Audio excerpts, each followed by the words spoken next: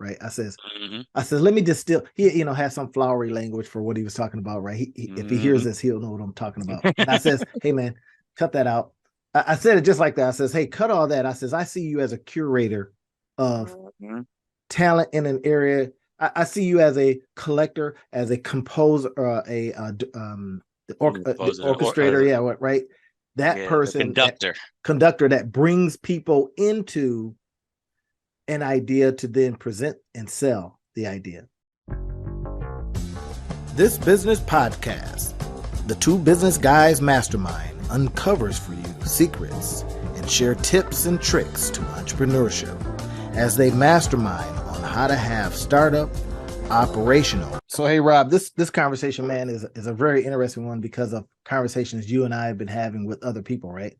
And it Mm-hmm. is why do we have these people that are brilliant Mm-hmm. but broke, right? Or what is that intersection between you're being very, very smart and your bank account, right? Now, we talked a little bit about this on some other podcasts, but I wanted to, because we've been having certain conversations with people and we've been seeing levels of achievement that they've achieved, and we look at them and go, well, that brain power is not the same as our brain power. What's the difference? So I wanted to get on, man, and talk about this because I think people will want to hear.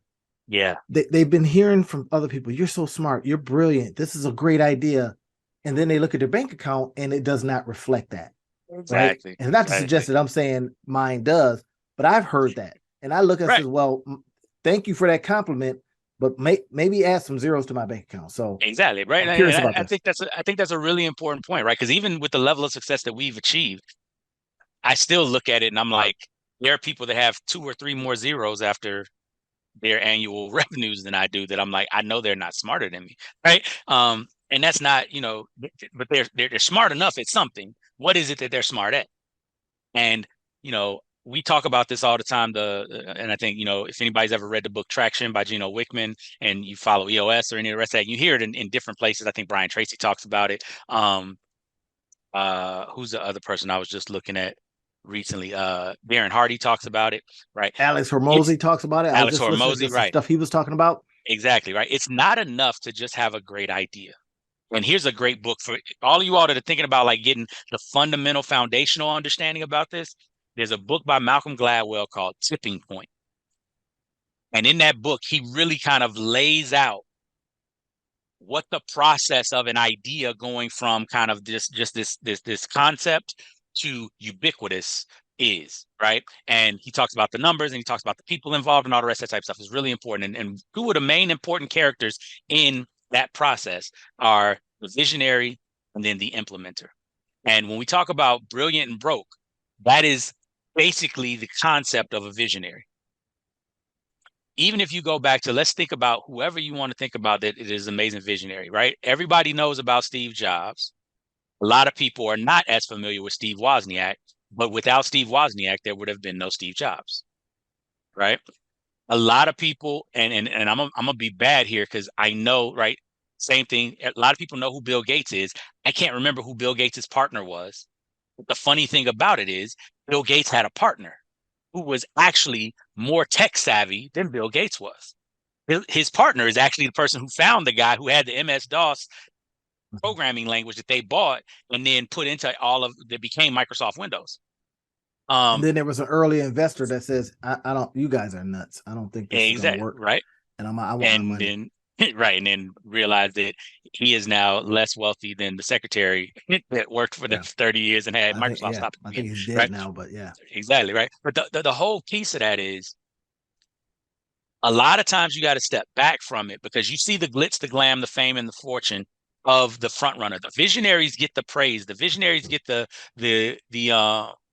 accolades, but it is the implementers that are really what take them from brilliant and broke to brilliant and rich. And I remember I learned this for the first time. My father was a senior, was staff enlisted, staff non-commissioned officer, he was staff sergeant in the army. And when I went to the Marine Corps, one of the things that I went to become an officer, one of the things that my father told me was, son, when you go to the Marine Corps, Here's one of the problems that a whole bunch of junior officers face. They think they know everything. When you go to the Marine Corps, realize you don't know anything, and that your troops know that you don't know nothing too. Most of them have been in the Marine Corps longer than you have. They've been fighting. They've been doing it. Right. And so what you want to do when you're a second lieutenant, when you're a butter bar, as we call, right? You want to go find the saltiest, crustiest, grimiest staff NCO, E8, E9, somebody that's been through stuff, that knows the Marine Corps, and you want to sit at their feet and learn from them like they are a master teaching you a lesson, because they know how the Marine Corps runs. You don't. You know what the idea of the Marine Corps is. They know how it actually runs. And that was some of the best advice that I ever got, because some of my best teachers when I was in the Marine Corps were senior enlisted staff non-commissioned officers, gunnery sergeants, master gunnery sergeants, sergeants major, first sergeants, right? And master sergeants. Those E7s, E8s, E9s taught me so much about the Corps that I had other officer mentors as well, but I got to see how the work got done instead of how the orders got given, which is a lot different. Yeah. And so it how do we something. connect that? Now, connecting that brilliant person, are they the ones sitting at the feet of the crusty old person, or is it the other way around, or is there a combination, collaboration? That's a great question. And one of the big things that you have to note is which one you are, right? And we talk about this a lot. When I'm doing coaching, consulting, when I'm working with my clients, I'm an implementer. I'm the person sitting back and saying, what's your vision? All right, here's how you make it happen. And it's so crazy because that is actually my natural skill set. Wherever I go, when I could run stuff for other people very well. I could see their vision and make it become reality. But then in my own business, I'm the visionary. I'm the brilliant and broke person, right? I remember when I first started my business and I was trying to do everything, I needed an implementer because I had all these ideas, but getting them done, there's a different vantage point that you have. And so for anybody that feels like they're a visionary, if you're the type of person that says, oh my God, I got $1 million idea, or oh my God, I got $1 billion idea, know right now that until you find somebody that's an implementer, it's going to be just that $1 billion idea. Yeah. Right. That's what I told the guy we were talking to recently, right? I says, let me distill. He has some flowery language for what he was talking about, right? If he hears this, he'll know what I'm talking about. And I says, hey man, cut that out. I said it just like that. I says, hey, cut all that. I says, I see you as a curator of talent in an area. I see you as a collector, as a composer, the orchestrator. Yeah, right. That person, conductor that brings people into an idea to then present and sell the idea, right? I says, ultimately, that to me is clearer, understandable, and more sellable. Hey, I bring people together because I find, or ideas come to me. I'm the magnet. They come to me for whatever reason, being a money guy, all this kind of stuff. But then I need people that can go, hey, I'll test this market, or I'll try this, that they can get it out there into the marketplace and sell it, right? So, and therefore validating the market or going fast or whatever it is. I says, that seems to be more clear to me, right? I can hear that better than, all the flowery language behind what it is you do. Yep. Now it makes perfect sense. So here's the question I have for you, because right, like, we get it now. You need an implementer, but we've been talking about this off camera, and I wanted to kind of ask you for the audience, what is that problem that you see that visionaries have with having implementers, with needing implementers, with going and getting that? Why do people stay brilliant and broke? Why doesn't everybody see this and go get it? I kind of think there's a love of their own language. And I say this from the standpoint, I was coaching a guy quite recently, and I think I was doing a terrible job because I couldn't get him to come from the perch of being in love with his approach, his idea, this tech. And he basically got usurped because somebody just says, let's try it. And they beat him to market. So while he was in love with the language of and his tech and what it can do and how better it is and everything else and how beautiful it is, somebody else says, well, let's just put it out there. And next thing you know, people are out there adopting this other platform than his. When I would look at the raw idea the technology, I would say this is brilliant. And I started asking around, says, who could I, introduce this guy to? Because I can't even understand it at a certain level. And I'm a pretty fast understander. Mm-hmm. Not fast learner, but a fast understander. And I says, but when he would talk to me, he would lose me in the language. In the here's the flowery and language, and I'm in love. You could tell he was just enamored with this, right? But that brilliance wasn't bringing in bucks. Exactly. I think what I'm hearing you say, and I think this is so important for the listeners to grab, is we can't let perfect be the enemy of the good. Right. And Right? there's a reason why people are choosing perfection. There's a procrastination. There's a fear. There's a something. Yeah, talk about that. Talk about that. Well, the what oftentimes that I hear is, well, I want to be perfect. No, I think you just want to be in love with the idea. But putting it out into the marketplace and letting other people go, yeah, I've seen that kind of beauty before. Like, what? Now that starts to erode all of this time and energy and love you put into a project, and you do not want to expose that. That's kind of how I see it. I think that you're right there, because and that adds to also a fear of rejection, right? Yeah. Again, you have become enamored. It's one of those types of things where if you like something, you want everybody else to like it too, right? Like if you get a car, you want everybody else to think your car is fly. Everybody like, I can't believe you bought that. Like it erodes not just your feeling of self-esteem and your belief in your car, but it also erodes your feeling of being esteemed in the community, right? And a lot of visionaries, they're doing what they're doing, not just necessarily out of a love for doing, right? Because it's kind of like artists, right? Artists don't create just because they love creating. They create because they want other people to love it too. Sure. If they just create it because they love creating, right? Like Prince was an artist who also was a commercial artist. And Prince had reams of music in his vault that was never going to be released because he just loved creating music. Right. But he also loved being a celebrity, right? Like he had the dual nature. A lot of artists struggle with admitting whether they're creating for them or they're creating for the population. And I think it's important for us to put out, because I mean, I've struggled with this as well. And I really had to get past it, right? I tell y'all all the time, I got a recovering perfectionist car all day long, right? And a lot of it for me was not wanting to find out that this $1 million idea actually isn't a $1 million idea. It's 27 cents. Right. And we've both been in that position. Right. And one of the things that I found myself doing, there was a period of time where I says every week, no matter what, I'm putting that idea out.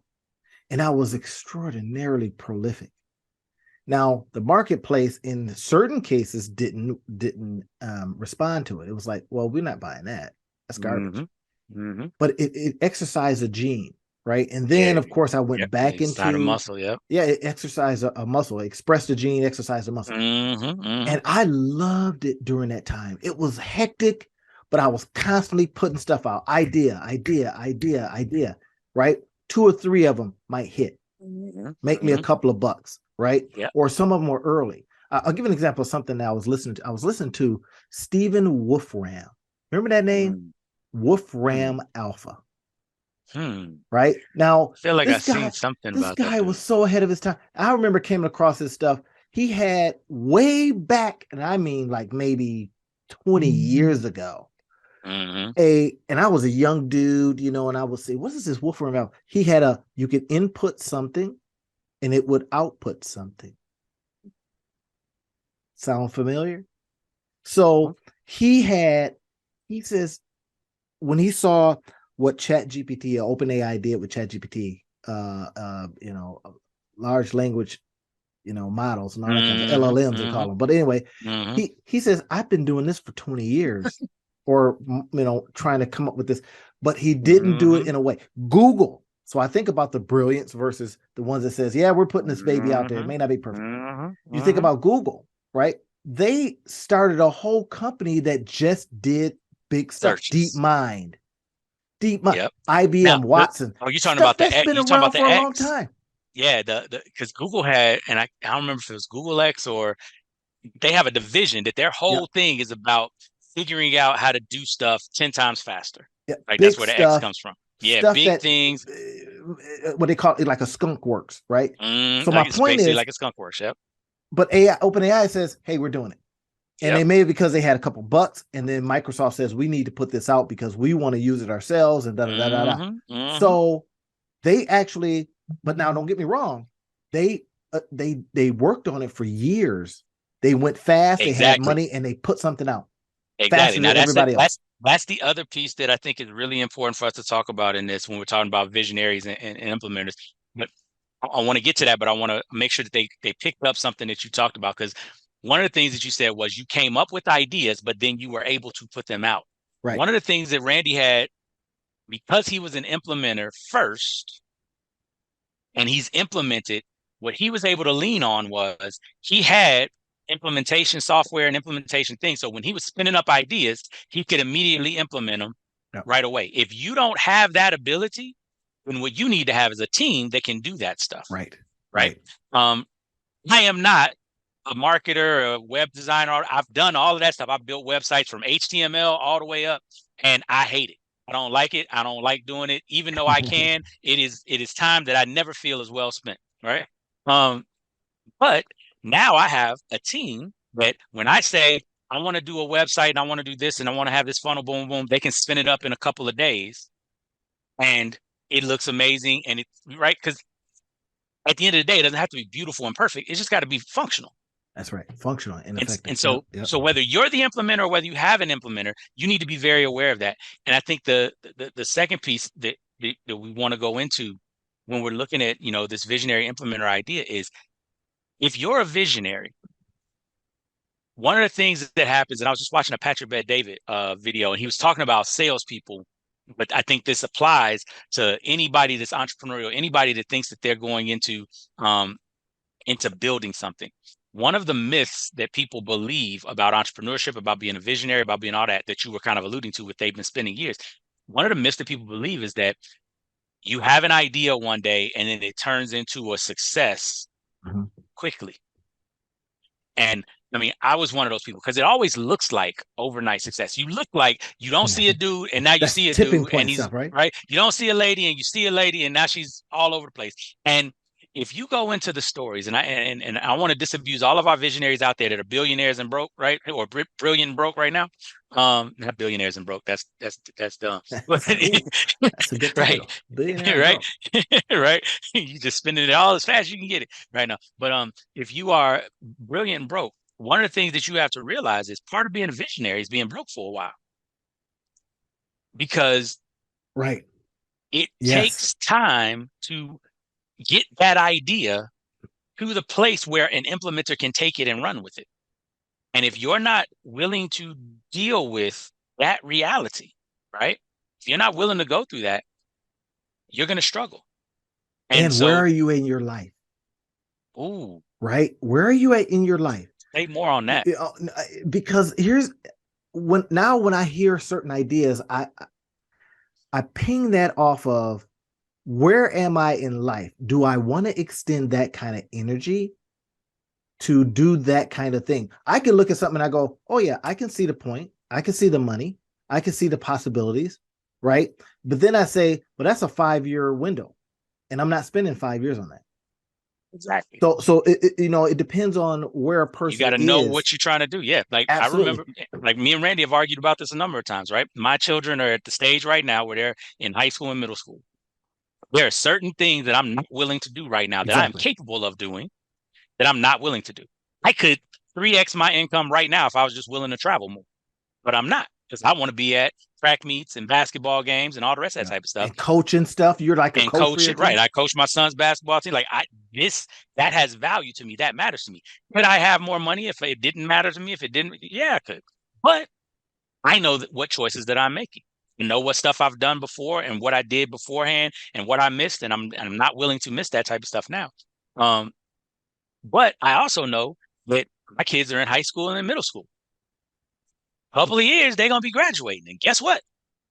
I can be wherever I want to be in the world, and they living their life, they doing everything. I know that that's coming. I know that there's a 5 to 10 year period that, God willing, things are going to be very different as far as me moving and traveling and all the rest of that. I can take my wife wherever we go, all these types of things, right? Man, I So wonder if what if we did this, Rob? I'll jump back into what you're saying.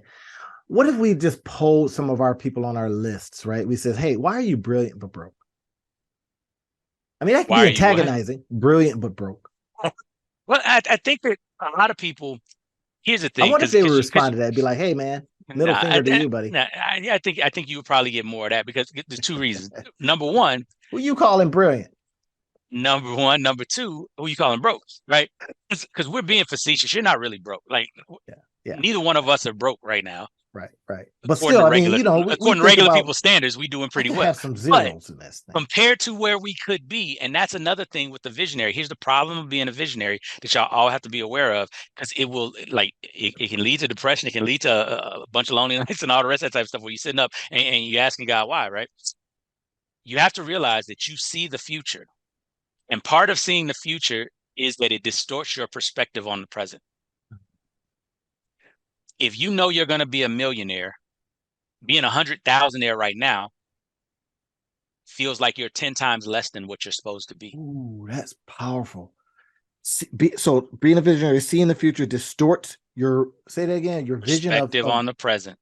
distorts It your distorts your perspective. perspective on the present. Ooh, Right. we gotta And unpack that. yeah. So one of the things that I talk to with my students, because right, you remember me talking about this in Thriving in Chaos in the book. We have the problem of moving the goalposts, right? And so often um we will treat our goals as if they don't matter once we achieve them, right? Mm, Because we're always looking into the future. And so once you get anywhere, if you, when you go running, when you go walking, whatever the case may mhm. be, if you're running and you say, I'm gonna run to the end of the block, you can't really see past the end of the block, right? Where you are. But as soon as you get to the end of the block, you can see 2, 3 more blocks down the road. Right. And the problem with that is if you're constantly looking down the block, as you get closer to your destination, you feel further away from what you're capable of. Mm, that's Right. big. And the thing that I learned was what's called the reverse gap. And the reverse gap is you gotta every once in a while pause, turn around, and look at where you done came from. Because when you look at where you've come from, it gives you perspective on where the future is according to your present, right? I look at where my business is going in the next 5 to 10 years, and it is amazing where it's going to go. But I'm able, and I had to work at this. I had to struggle with this because this was like I said, perfectionism and imposter syndrome and a lot of things that I dealt with that made me not comfortable with the success that I had, not comfortable with the things that I had accomplished, always feeling kind of restless and needing to do more. Mm, It's something that I battle. But one of the things that helps me battle it is I consistently will look back and I will look back on my business and I will remember that I started a business where I made $15,000 in 6 months. Right. So now to where we can make $100,000 in a quarter, right? Versus making $15,000 in 6 months. Is $100,000 in a quarter where I'm trying to go? No, because I'm planning on having multi-million-dollar businesses. But being able to make $100,000 in a quarter compared to making $15,000 in 6 months or yeah. $30,000 in a whole year, right? It's a whole like there's a gigantic gap, right? And people have to be able to do that. Visionary specifically Yeah. have to be able to understand that A, it's going to take time, but B, look at where you've come from and judge where you're going based on where you've come from instead of based on how far it feels like it is away. Yeah, that's and I think that's the crux of why we have the brilliant but broke, right? We've talked a little bit about, well, we get in love with our own idea and we don't want to put it out there and we stay in our brilliance, right? We stay, eating our own food and and believing it's great. And we don't realize that once we serve it to others, they may have different tastes, right? Exactly. So I think Now, that's a part of it. here's a question that I have for you to kind of close out for today. I think this will probably be a good place to close. We talked a little bit about the need for integrators and implementers. How do visionaries find how do you know as a visionary who you need as an integrator or as an implementer? How do you find those people? What are the things that you have to do to go get somebody that can actually take your thing and make it happen? I think that whole idea of chief of staff, right? Somebody that literally is the implementer in your business. And I've done Mm-hmm. different things. I'll just tell you from a personal level, I haven't been extremely successful at bringing somebody on and saying, hey, take this idea and just go with it, because I'll be over there messing with it and tweaking it, and Mm-hmm. they send it back and it's like not as good, or I'll say, no, we need to Mm-hmm. do this. So you get in your own way. But I think Mm-hmm. I think when Don was talking to us and he was saying, hey, let me just tell you what my role is in all of this stuff. I'm a magnet. Things just come to me. It's probably because of what Mm-hmm. I've done in life, da da da. But then I then go out and ask the question of who can help me do this, Mm-hmm. right? Mm-hmm. And that's what I enjoyed about our conversation, all of our conversations, is that he was saying, I'm just going out looking at like who are you and what do you know? How can Mm-hmm. you be of benefit to this and then earn from that? And I says, Mm-hmm. well, to me, it seems like a higher level of affiliate marketing. He said, well, yeah, in Mm-hmm. essence, because somebody may have that brilliant person may have the idea and then they connect with you. So in other words, it's the Mm-hmm. connecting to a who. Brilliant person, connect with a who. And And I then think there was something in get a little there, bit out of your way and let them do this stuff, right? that piece. That piece that you just said, and you sprinkled it in there a couple of different times. You got to get out of your own way. Got And I to. think that one of the interesting things about that is it's hard to believe that your idea is still good while you're taking it to people who can't see it Oh man, that's good. and not get, you know, megalomaniac, right? Megalomania about it and be like, well, y'all just don't see it, like be Right. mad. But Yeah. to be able to consistently, right? Like I think they talked about, Tyler Perry tried his play like 15 different times, and different people like J.K. Rowling sent her book to like 37 different publishers, right? Like I think one of the things that I am learning now, and I'll be honest about this. It's just occurring to me now how important this is just perseverance.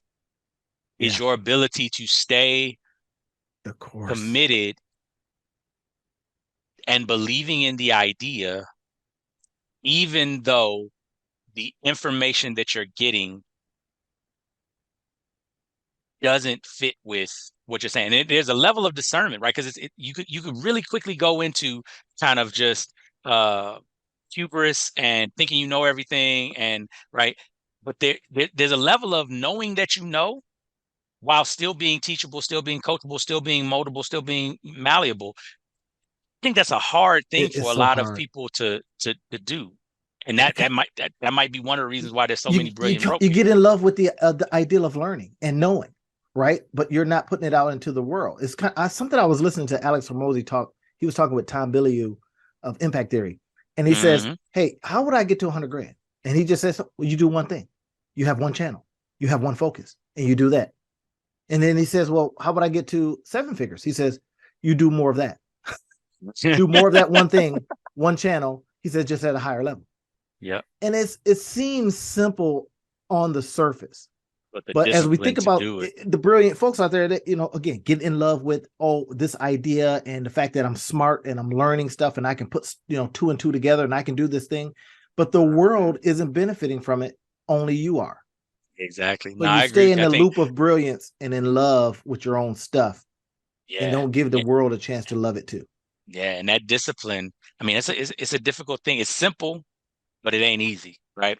Bruce Lee famously said, I don't fear the man that's practiced 10,000 kicks one time, right? You fear the man that's practiced one kick 10,000 Right, times, because that's going to get you. and, right? and and And and that becomes it. yeah, Right. yeah. And I think so the idea, wrapping this up, y'all, um, if you're a visionary and you're looking for an implementer, the big thing is you got to be willing to look and look and look and look and look and look until you And find somebody then that sees it let go. like you see it, and then you've got to let them go do the implementation. It's Steve Jobs and Wozniak all over again. Dude Hmm. would have been happy just building a little box. And Steve says, Hmm. let's build a company. Yeah, Steve Jobs says, let's build a company to sell it. exactly. Right? You be the brilliant person building stuff. I'll be the other Hmm. brilliant person marketing Visionary. stuff and putting Hmm. stuff out there and convincing the world they need this. And it was that Hmm. combination that at times got in the way. They're each other's Hmm. way. When Wozniak's father was like, well, what does he do? Right? It's like he Yep. don't do nothing. He don't do any of the tech. He don't know how to code. He blah. But he knew how to market it to people. He knew how to make them want that product. Otherwise, Yeah. Wozniak would have been a brilliant guy, probably a thousandaire, building new stuff and not Mhm. going anywhere. Yeah. Yeah. And it was interesting too.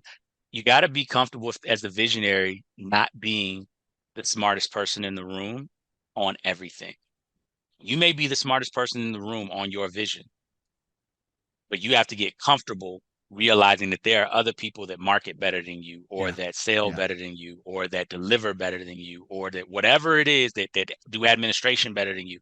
And you've got to value those components of the business just like you're valuing your vision, so that you can bring those people together and let them shine in that space. I think one of the biggest things that I found with building teams and leading the teams that I have. And I love it because like now I'm getting to the point where people see my team and they're like, how did you find, right, my executive assistant? Everybody's always asked, hey, where'd you find your executive assistant? How can I find one like that? And I'm like, and she's amazing. So let me be clear. Kara is phenomenal. And I tell her, we tell her that all the time. She's on raises, all the rest of the type of stuff, because she is awesome. Yeah. I think Yeah. one of the Like things Elon that Musk has Gwen. He has exactly Gwen Shotwell. Without right. Gwen, there is no There's no Elon SpaceX. Musk, right? And I think that one of the big things that a lot of people don't realize though is the ability to draw and retain talent like that has a lot to do with your ability to appreciate what they're good at that you're not good at. Right. And that's that get out of your way part, right? Hmm. Get out of your own brilliance, and maybe you'll get out of your own brokenness in whatever Mm. level that means. Bars. That's it, y'all. That's the show. There we Let's go. talk Y'all again have a next great time. one.